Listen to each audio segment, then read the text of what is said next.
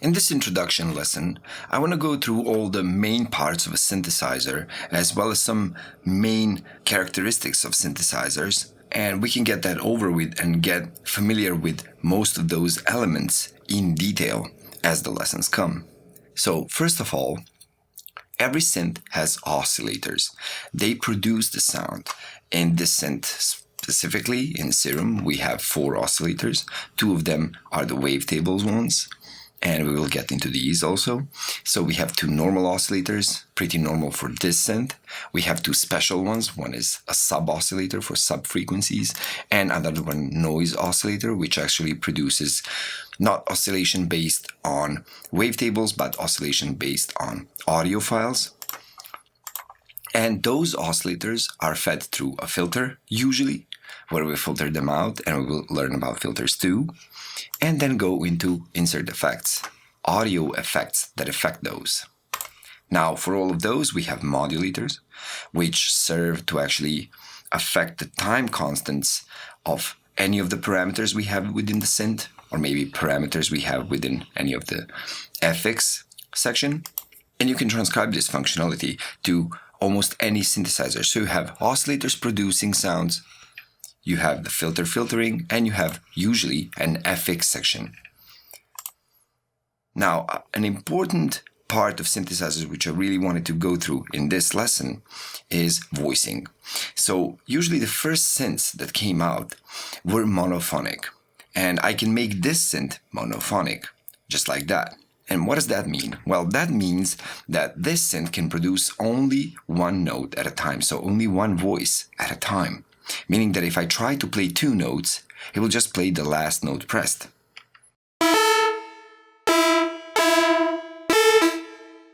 Now, if I tried when it's polyphonic, when the mono is not on, and I have polyphony limited to 16 voices at a time, so you see a chord.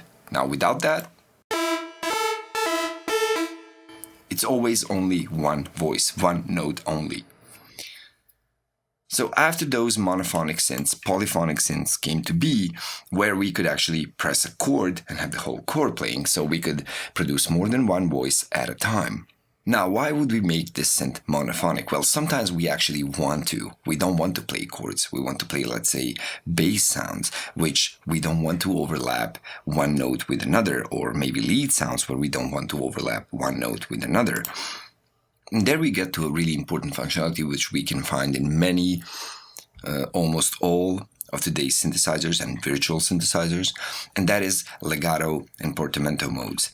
So legato would mean that whenever we press a note and then we press another one, the synthesizer is going to take some time to switch from one note to the other. Now, when this portamento time is at 0, it will switch to the other note immediately, like this.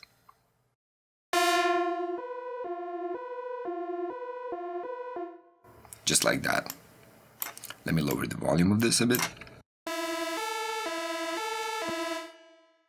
Now, if we boost up the portamento time, it's going to take some time to slide from one note to the other. So it's going to take time to change the frequency of the note that was pressed to the note that you just pressed on top of that, like this.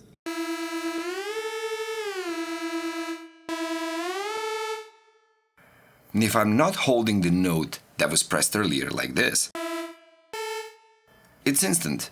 But if I hold the note and then press another one on top of it, we're going to introduce this legato mode, where it's going to change the frequency from one note to the other using this time parameter. And once I let go, also takes that time to go back. Now, what we can do is turn on this always parameter right there.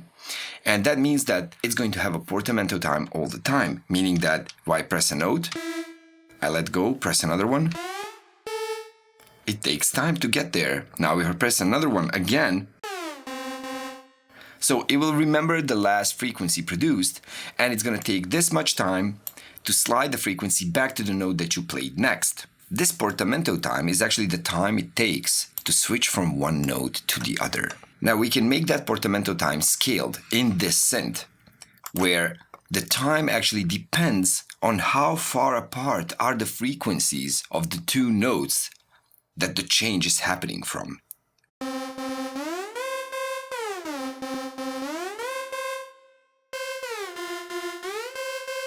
So when that is enabled, if the notes are further apart in frequency, the portamento time is going to be slower even.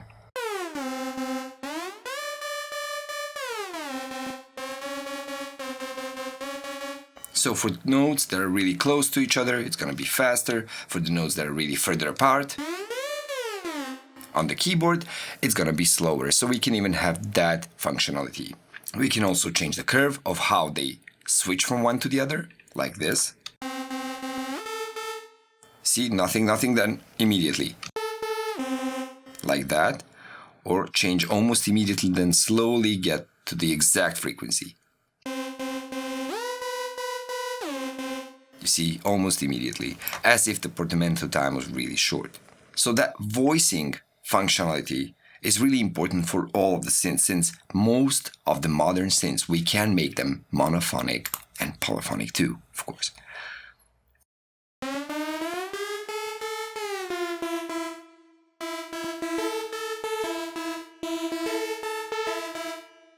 Now using this polyphony dial right here, we can click and drag and limit the number of voices we want to produce at any point in time.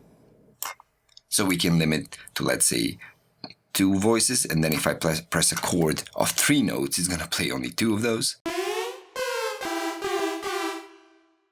Without the legato, without any of that. And when 3.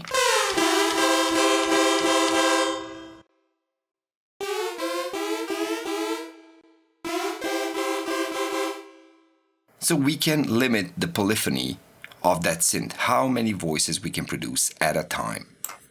So you can find this functionality in almost every virtual synthesizer today, unless it's specifically made to be monophonic or just polyphonic, but usually all of the polyphonic ones can be made monophonic, and they usually have this legato and portamento functionalities attached.